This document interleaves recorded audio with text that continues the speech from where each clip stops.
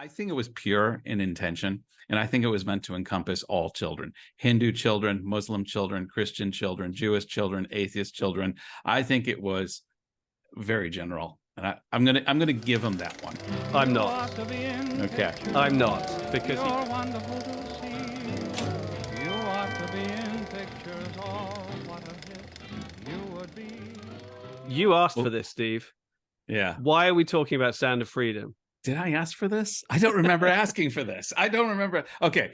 Obviously, the reason James is suggesting I asked for this is there is a faith-based element to this. Although I would argue, here's the thing. Yes, there has been a huge amount of love demonstrated on this film, so much that it defied expectations at the box office. Very much so. I think pundits were amazed, and this has been a thing that's happened recently. Well, I shouldn't say recently. It's been happening fairly consistently over the last 5, 10, even going back to Passion of the Christ with Mel Gibson 20 years ago, where this, I feel, underrepresented demographic, particularly in America, has a movie that kind of is geared between their goalposts, and they just come out en masse to support a movie that they feel represents their values, who they want to be, and how they want to see the world. And so I come from that background, that Christian evangelical background. And so when this movie came out in the States about 4 months ago, I had a lot of my Christian friends posting on Facebook, "You got to go see it, best movie ever, this is wonderful." And it was often pitched in this David versus Goliath, us versus them. See, faith-based movies can do it. We can show Hollywood. There was kind of this antagonistic element that was kind of, yes, it was talking about child slavery, it had this great moral message, and yet there was kind of a, see, we can do it too. We can, this is it's kind of the middle finger to the Hollywood system, which maybe they deserve it. I don't know, but I don't like that antagonistic type of attitude when coming to a film. I want to review it on its merits alone. What was the acting like? What was the story like? What was the narrative like? What was the dialogue like? What's the soundtrack like? I want to put kind of the baggage to the side. And so I struggled putting the baggage to the side in this film, because, I mean, we were even having a few anecdotal jokes going in. So it's hard to look at the film dispassionately. But as much as I could, I tried to think, if I could eliminate any kind of biases or the baggage I'm bringing into the cinema right now as I'm going to see it, how do I really feel about this film? What do I really feel about Jim Caviezel's acting? What do I really feel about the story, the pacing, and all the different attributes that I mentioned just previously? And you know, by and large, I didn't find this film as bad as some. Well, let me preface it by saying you had mentioned that you went onto Letterboxd and was looking at the various reviews, and it tended to be either a 1-star or a 5-star. Either it just sucks, it's trash, it's just faith-based garbage, or typically from the faith-based evangelical crowd, this is one of the greatest movies ever made. Jim Caviezel just knocks it out of the park, blah, blah, blah, blah, blah. And my reality of it was right in the middle. I didn't think it was a 1-star crap movie. In fact, I thought what they were able to do on a limited budget was actually quite impressive. I felt visually they nailed it. There were certain sequences I thought were done extremely well. And so there's some positives in this film that I'm thinking, how does an honest Hollywood critic give it a 1-star? It's not a 1-star. On the other hand, God forbid, this is not a 5-star film. There's all kinds of pacing issues. There's a number of problems in this movie. So I'll come out and kind of break precedent. I'm going to tell you my star review to kind of set the lay the table out for you to kind of give me your thoughts. Okay. I'm giving this a 2.5 star. Okay. I thought, you know, Jim Caviezel is a solid actor. I loved him in Count of Monte Cristo. I loved him in Frequency. He has a charisma and a gravitas that I really like. He brings that to this film. Having said that, I have dialogue and screenwriting problems with this film, because it seems like too often he's not actually in dialogues with people and interacting. He is giving these mean shots where he just leans in, James, like this and says, what if it was your daughter? Right. You know, and to me, that's where the critics of this film, I think, get some of their ammunition, because there are holes to be picked at. I'll set the table there. Give me your thoughts. Okay. Yeah, there's a number of things to talk about. I mean, the first thing has to be the kind of grassroots supports for the film, the unprecedented success that the film had. I think it's made about $250 million, about $250 million, almost entirely in the US. I don't think it's had much of an international release thus far. And I think it was, it came out about the same time as Mission Impossible, and it kept Mission Impossible off the top spot, I think, in opening weekend or something like that. No, I think it kept Dial of Destiny. I think it beat Dial of Destiny, didn't it? Well, in the end, it beat both of them. It made more money than either of those movies. Neither of those movies broke $200 million, I don't think, and this has made about 250. But I think in its opening weekend, it kept whichever one of those two it was off the top spot. And I want to say, on a budget of like $14 million. I mean, this was an extremely tight movie budget-wise. As they say, it has more than washed its face. It has, it has certainly made a ton of money. And what I am interested in is why that happened. And I think it's very much the mentality of, like you were saying, this David versus Goliath thing. It was like, this is our movie. It's almost like here's our hometown boy, and we're going to vote for him. We're going to follow him, regardless of the quality, regardless of the content. I don't think it made any difference whatsoever who was in it, what this movie was about, or how well the story was told. It was very much a case of this is our movie made by our people for our people. So you're either on board or you're not. This movie could have been about anything else, and I think a lot of neutrals in this were kind of perplexed that what is essentially a kind of slightly gung-ho drama about cracking child trafficking rings in Colombia was this movie that has resonated with the faith-based audience as much as it has. I mean, there have been other faith-based movies in recent years about firefighters and about plane crashes of students and other things that kind of feel like they're coming from a slightly more honest place or wholesome place, whereas this one is the subject matter is somewhat baffling, but it's very easy, like you said, to trigger audiences by sort of saying, yes, but what if it happened to you? Your children are under threat, and you start listening to that jargon being used, and it's a lot of the same jargon that's being used in a lot of other sort of dog whistle tactics in certain other areas of American politics. It's like, won't somebody think of the children kind of thing, about having unisex bathrooms or more guns in schools or whatever it might be. You hear the same arguments in defense of it that you hear in defense of that. And I think that's why it's been very easy for the left to take against it as passionately as the right are adopting it, because they're just polar opposite agendas essentially, and they're quite, and the film is irrelevant. The film becomes completely inconsequential to the argument. It just happens to be the hapless pawn in the middle of this. It's the playing piece that is being used in order for this very, very politically charged debate to take place. And I think you have to acknowledge all of that. It's fairly domestic. It's fairly self-contained within the US. I think a lot of the reason that people follow Trump is the same way they support this film. It's like, oh, he's from outside the system. He's our guy. He's talking on our level, certainly in the beginnings. And he whips out that same kind of grassroots homespun support that, again, it doesn't matter what he's saying. It's the fact that he's saying what he's saying his own thing.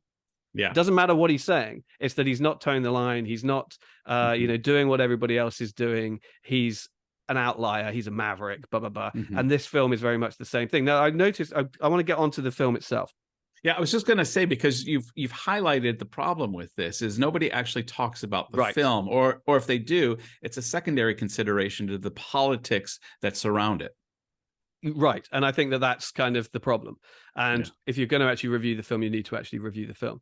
One of the most interesting things and surprising things I found about the film is that the film ends with this call to action you know, across the end credits. So again, we're not really talking about the film, but it's within the runtime of the film, so it kind of counts. But over the end credits of the film, Jim Caviezel comes on the screen as Jim Caviezel and essentially gives a sermon, and essentially in very sort of spirited language essentially says, you know, this film only happened because of people like you, because people like you were there to support it, and the only way we're going to be able to tell this kind of story on a platform as big as this to an audience and get the reach as we can is because of people like you, and you can help. It doesn't stop here. You know, thank you for coming, thank you for seeing it with an audience on a screen, but now it's your turn to pay it forward. Here's a QR code. I know you're not supposed to, but get your phones out now, scan this. And he's saying this over the end credits of the movie to camera, well, to about 7 different cameras. It's incredibly like furiously edited between different cameras. Scan this QR code and pay it forward. He's asking for donations literally during the movie. And he's saying, you know, buy a ticket for somebody who can't afford a ticket.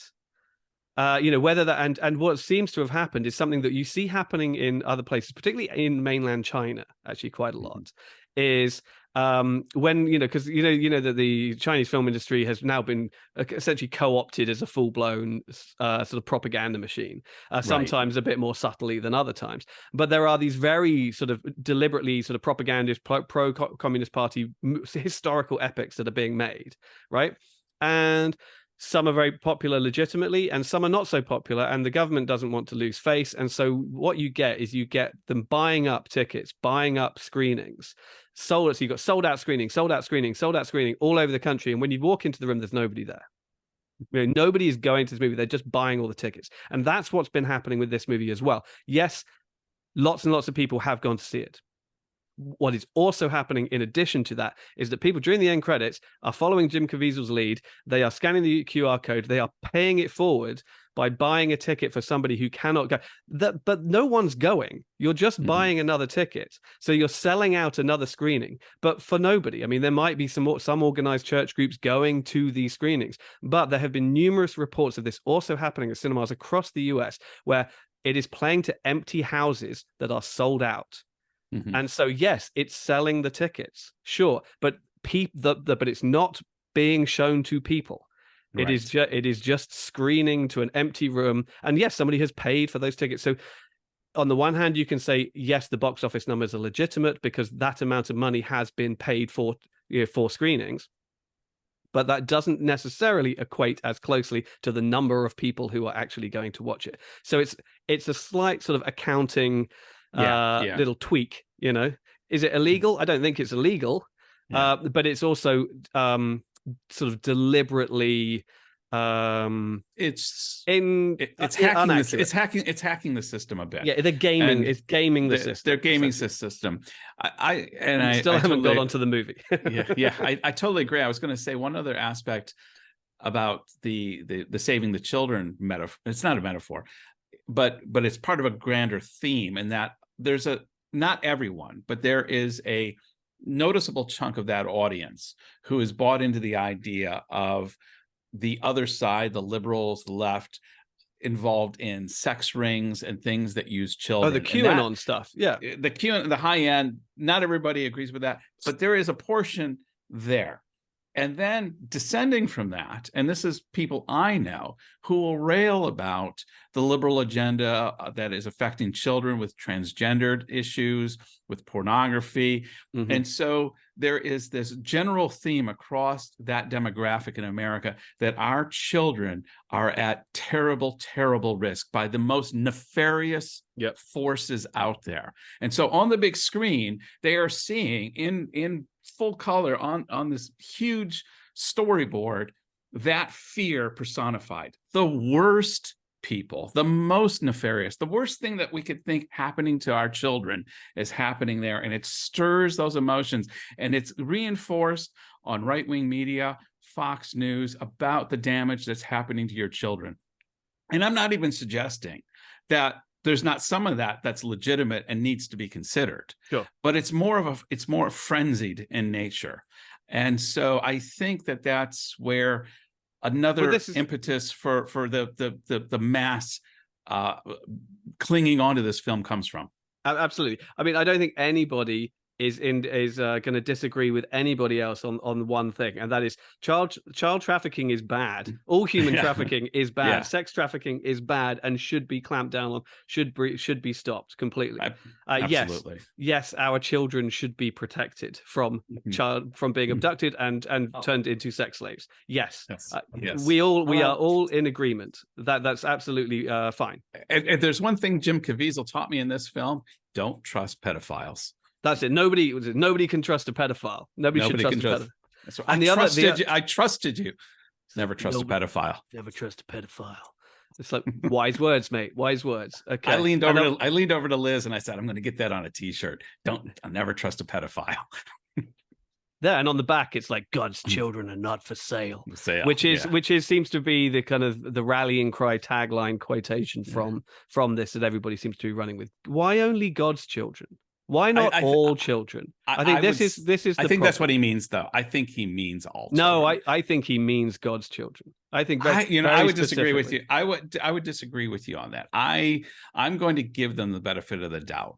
I know that. Why didn't he say I'm not? Why didn't he say our children? Or why didn't he say all children? It's very specific, and it's the one time I think in the script that it draws a line between this group of people and this group of people. When it says God's children are not for sale, and I was like, it's very unnecessary because it's an unprovoked. There's been no real conversation about anything like that until he just comes out and says it. And it's like, why say God's children, not our children or all children? I'm going to push back on that. I think the intention was to be inclusive. That was not divisive. I think you could say, if you want to come from the perspective that it's cheesy, it's a little over dramatized, I can accept that. But I think the intention behind that, I think it was pure in intention. And I think it was meant to encompass all children: Hindu children, Muslim children, Christian children, Jewish children, atheist children. I think it was very general. And I'm gonna give him that one. I'm not. Okay. I'm not, because he could have just said all children. If he meant all children, he could have just said all children. If he said Christian children, I would agree with you. But God's children is very general. And only from a certain perspective, only from a certain place, only from a certain point of view. You're one of God's children, James. Sure, if you want, but I'm one of everybody's children. I'm just one of I wouldn't argue that he could have said our children. To me, our children or God's children are all children. I think he should have said all children, like the commutative property in math.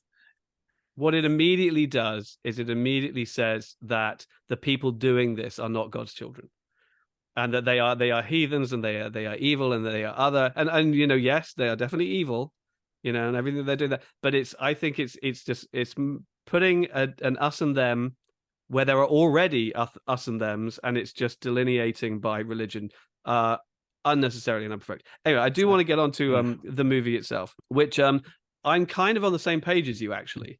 Is that after all of this hoopla and all of this sort of like controversy and sort of propaganda from both sides, and all of these column inches and all of this sensationalist reporting, I got to the movie and I was like, come on, bring it on. And you watch it and you're like, oh. And I was incredibly underwhelmed by how sort of untriggered I was by it, quite frankly. I think the production values are actually pretty good. I was surprised to read. The first thing I did afterwards is I went and looked up, because I wanted to know. I was like, where did they actually shoot this? Because it looks like they've gone on location somewhere. And I looked up, and they shot it all on location. When a lot of it takes place in Colombia. And they went and shot in Colombia and in California, and it's all on location, and the location stuff looks great. It's really polished. It's very slick, and in that regard, it looks like a much more expensive studio movie than in fact it is. As I said, I think the script is at times a bit heavy-handed, or it's not even that it's heavy-handed. It's unsubtle. It deliberately sidesteps nuance because it sees the issue as very black and white. It sees all the characters as merely mouthpieces in order to push, one story. And and to be fair, as we've already said, yes, child trafficking is bad. This is a very black and white issue, but you still could have had some fun with the characterizations, even if everybody on that side is bad and everybody on this side is good. You can still be perceived as, fallible, rounded human characters, rather than merely, I've used the word pawns beforehand, but like the white side and the black side, as in a game of chess, and that was one of my big problems with the movie. Also, I did feel the pacing was sluggish. It needed a better editor. It needed a more inventive director of photography. So many scenes were just shot in two shot, where you've just got both characters and they're just there and they're talking and they're giving their banal, pro children, dialogue, and you're like, this is boring. Let's come on, move it along. And you'll hear that a lot of the defense about it is, yes, but this issue is so important. It's like, I don't care about the issue anymore. I care about believing that this scene is a real scene between two real human beings, and I want it to engage me at a dramatic level, because this is supposed to be entertainment in addition to all these other things that you want this movie to be. If it doesn't succeed as entertainment, then it's not doing its first, I want to not use the word fundamental, its first primary job. And I felt more often than not, the film was struggling to achieve the goal of being a movie, and engaging me as a movie and pulling me into the world. Too often I was just like, okay, yeah, this location's okay, the lighting's not bad. Jim Caviezel is putting everything into it. Who needs to be said is sort of the OG poster boy of these Christian movies. He was Jesus in the Passion of the Christ, of course, which we've sort of recognized as being one of the first ones of these. So that's where it fell down. And so in the end, what you're left with is a sort of slightly overlong, slightly heavy-handed, slightly preachy, and just a bit dull movie. But no worse than that. No. There was a point, coming back to the editing and the director of photography, that could have been upgraded a bit. At one point, Liz leaned over and whispered in my ear when Jim Caviezel was sneaking into the camp at the end, going, she says, I feel like I'm watching this in real time.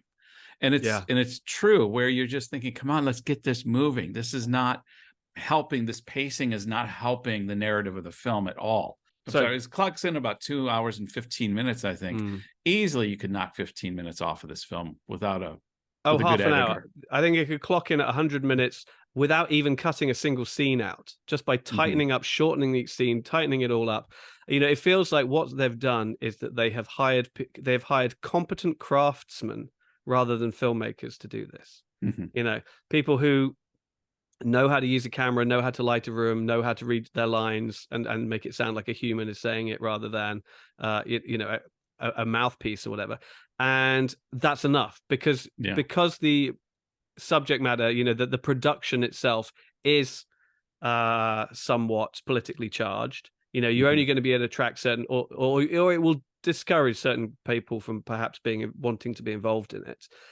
And obviously budgetary restrictions is another element to that. But that said, you've got Jim Caviezel, you've got Mira Sorvino, you've got Bill Camp, you've got what's his name, Kent Fuller, who I recognize from The Running Man from back in the 80s. So he's been around for a long time. So you end up with very competent craftsmen, but it lacks a kind of sort of stylish artistic flourish that would have just with all the pieces there, just a better editor, even just to tighten it up, it would have been a better movie. There are some moments too that drew me out of reality, because Jim Caviezel's character, and obviously based on a real person, and I don't know where reality ends and fabrication begins. But when Kurt Fuller says, when Jim Caviezel says, listen, if you're forcing me to come back, I quit. He says, you can't quit. You're 10 months away from your pension. He's like, I don't care. I'm thinking, you got 4 kids at home, buddy. Don't tell me. He's got like 7 kids. I knew it was a lot. And I know we're trying to be nice, but at the same time, is that the most Aryan brood of kind of like, it felt like that All Under Heaven show? Were they Mormons or something? I looked at that one family photo and I was just like, hey, that's one white ass family, and I come from a white ass family, and that is one white ass family. I was just like, yeah, maybe I'm not sure that that's giving you sending the right message. You know, I don't know, James. A white male and a white female will have white kids. sure. Sure, but you've got to think of the optics. You can't just be like, "Oh, well, this is what's happening." You've got to think. I'm not Yeah. saying it needs a biracial family and and all Right. Yeah. mixed kids and all this kind of stuff, but I'm just saying for the benefit of you're trying to appeal to a wide audience. Although Yeah. caveat there, are they? That's You for know, sure. it's I'm like not so look at the sure. optics. Look at the optics of that. And look at that family, that Yeah. one image of that family, and look at all of the villains in your movie. And there's a Yeah. very specific, very simple, ethnic good and bad. Yeah. And you're like, come on, just rein it in a little bit. Fine, he's based on a real person. Maybe that real person did have 7 little blonde-haired, blue-eyed kids. But for the Yeah. benefit of a movie, tone it down. Have Yeah. 3. Give one of them brown hair at least. Jesus, come on, just you have to think. And it's moments like this when I don't think the film makers are experienced enough to understand some of the messaging that they're putting across. I would say they knew exactly what they were doing. They What, knew what, what that yes, this. they did know, but they should know better. Yeah, but this is what reinforces, because most of those families coming from that, where you're encouraged to have larger families, a quiver full of arrows is what it's called. Yeah. I mean, this is. There's do you a whole do you get a theology. grant? Do you get a grant from the church that encourages you to have a quiver full of arrows? Because otherwise, I mean, that's a lot of mouths to feed. I've known men who had been had their what do you call when you stop clipped A vasectomy. vasectomy. I've known men that have had vasectomies, and after a sermon went and had the surgical procedure to get reattached, because it's God's intention. Willie, it's God's willie, not It's God's, not there. It's God's intention for you to be fruitful and multiply, and we should. It's kind of Catholic in nature. Very Catholic. A lot of white evangelicalism has gone a bit Catholic, and so it's not uncommon to see the families. I mean, not all. This is a generalization, but by and large, to see, instead of 1 or 2 kids, to see 3, 4, 5, and 6 kids. Yeah, I mean, and I'm not against having lots of children. Yeah. Have lots of children. Go ahead. I don't care. If you can afford them, fine. Yeah. If not, eat the young ones. But that's a joke, by the way. Oh, there's a little pizza shop I heard that you might be ordering pizza from. But I just felt that the optics of that, and it was like they're showing how many kids he has, also just to reinforce how much he loves kids, and it's just like it's so like, let's crack a nut with a sledgehammer. There's no subtlety to any of this. I was just going, the other little bit of rhetoric from his sermon over the end credits that I wanted to mention that I didn't, is that he completely sort of twists the sort of production story of the movie. He's like, the powers that be didn't want us to see this movie, and we shot it 5 years ago, and it's been a battle to get it. It's like, well, that's not exactly what happened. As far as I understand it, what happened is, they shot it in like 2018, and it was bought or planned was to distribute it by Fox. So Fox owned it. Then Fox got bought by Disney. So, and that took like a year or 2 to go through. And then they had to look at basically everything that Fox had on its slate and thought, okay, well, what are we going to prioritize? What's going to come out? What's not?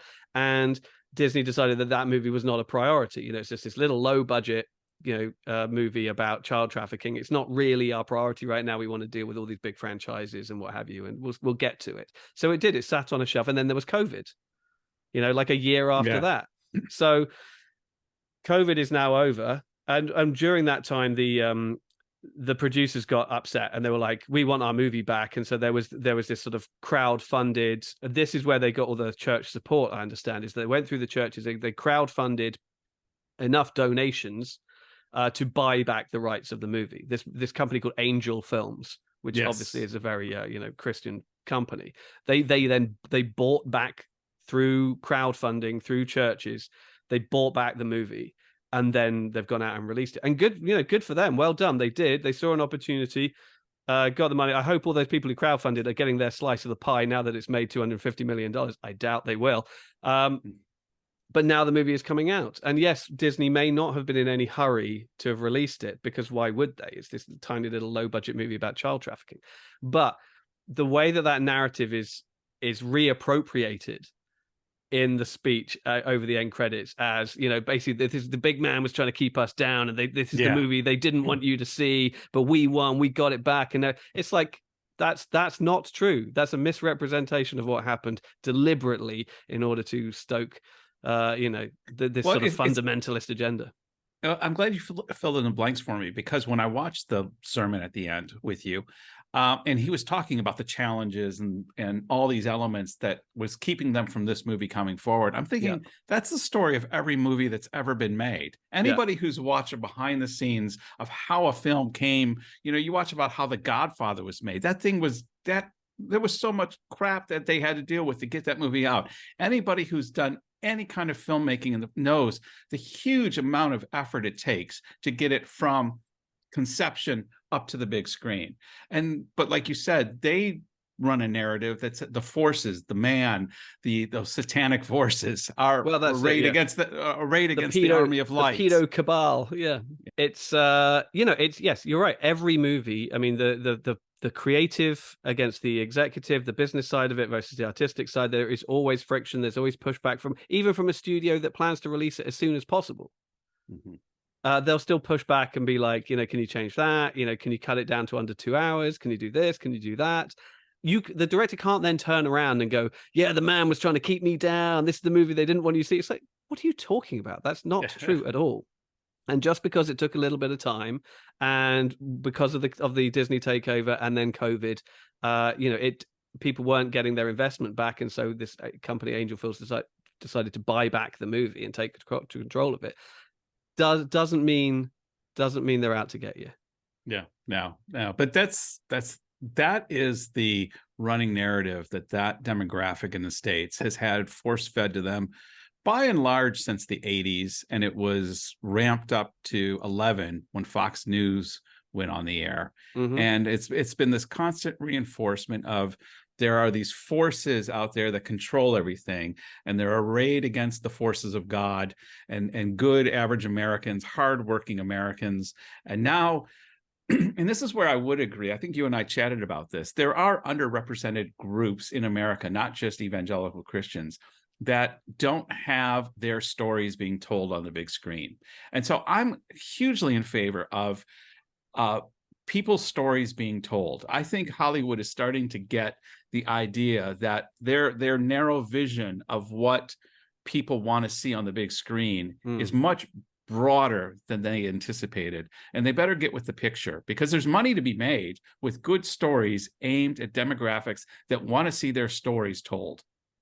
Yeah, I mean, and it goes further than that, though, I think, because what you're seeing that same group who are being represented, but in a way that makes them feel like they're being underrepresented, attacking other groups or attacking films and studios for representing other groups now that had been overlooked and ignored for long periods of time. I mean, as you said, the studios for the longest time figured that only a sort of a white male straight audience was out there, and anything even with a female lead wasn't going to be interesting or successful, let alone a non-Caucasian lead. And what they've finally noticed is that a huge percentage of their audience is Black or Latino or Asian or whatever, and not even perhaps heterosexual. And so if you represent those groups too, who have long been underrepresented, even more so than your fundamentalist evangelicals, they're going to find their audience. And so these sort of Christian groups seem to be trying to do both things, have their cake, or have their cake and eat it too. They want to finally be represented, but they want to do it with a narrative that they're having to take it by force. And do it outside of the system on their own terms because they're not getting it. But then when they see other groups get it, who have been legitimately underrepresented for so long, they're furious. Yeah. And they say that it's the liberal woke agenda. It's like, it's not. Trust me, it's not. I don't know. There's a bit of a liberal woke agenda. We talked about it in our last. There's an overcompensation. There's been an overcorrection, sort of totally at the other end. By sort of Disney and whatever, where now all of it. But I don't want to get into any of that right now because No, it's a different topic that we keep talking about. Suffice to say, Christians, you got your movie. Hope you enjoy it. I thought it was a bit dull. So, James, yes, what are we going to use as an instrument of measure for Sound of Freedom? Well, we're going to use a saved child, surely. Okay, that's actually it's so obvious, and yet I didn't think of that. Yeah. Of course, that is the other great line in the movie. It's like, you hear that? That's the sound of freedom. Oh, you said the name of the movie. Well done. Yeah. I've already kind of tipped my hand at 2.5 stars. What are you going to give it? I don't do halves. I'm going to give it 2. Okay. It's just, it's fine. It's not offensive enough to get 1 star, and it's certainly not good enough to get 3. Yeah. But there's no, it's an inoffensive, overlong, slightly bland, heavy-handed, perfectly functional movie that obviously at its core addresses a very serious issue. Absolutely. I think we've said we are in complete agreement with the general message of this film. And it's horrific. I was enlightened on some statistics. And if those statistics are sound, I haven't double checked, but I would reason to believe that they're probably within the ballpark. Then it's scary to think what's happening in the world today. And something should be done. And if there is one thing that I will appreciate about this film, it has definitely raised awareness about something that doesn't get talked about near enough. And that can only be a good thing. Well, that's James and I's thought on Sound of Freedom. What is yours? Obviously, this is a very polarizing film. People have strong opinions one way or another. Those that hate it, give it a single star. Those that love it, give it 5. James and I are in the middle. It's not a bad movie. It's not a great movie. James? Yeah, I mean, I would like to hear from people about what they actually thought about the movie. Share your comments about the movie. If you have political thoughts, feel free to keep them to yourselves. But if you want to tell me something that you liked or disliked about the movie, I'd really like to hear from you. Till next episode. Bye-bye. You're wonderful to see. You ought to be in pictures. Oh, what a hit you would be.